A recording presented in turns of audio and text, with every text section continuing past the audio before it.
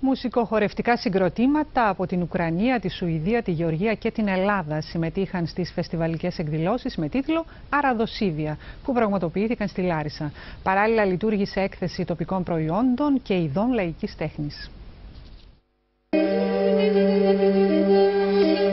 Το Αγροτικό Εθνογραφικό Μουσείο Ροδοσιβίων με έδρα τη Γαλανόβρηση και το Στεφανόβουνο Ελασσόνας πραγματοποιεί κάθε χρόνο φεστιβαλικές εκδηλώσεις με τίτλο Αραδοσίβια. Πρόκειται για ένα διεθνές μουσικοχορευτικό πανηγύρι που λαμβάνει η χώρα στον υπαίθριο χώρο του μουσείου.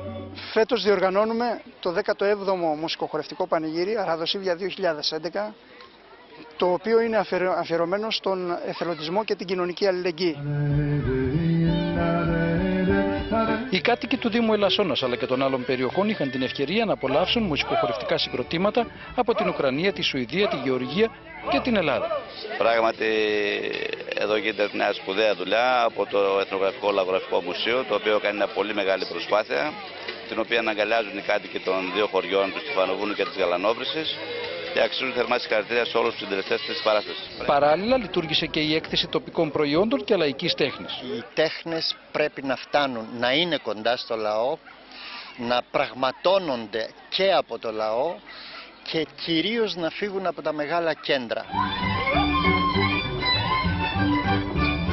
Οι φετινές εκδηλώσεις ήταν αφιερωμένες στον εθελοντισμό και στη συνδιοργάνωση συμμετείχαν ο Δήμος Ελασσόνας, η Περιφερειακή Ενότητα Λάρισσας και η Περιφέρεια Θεσσαλίας.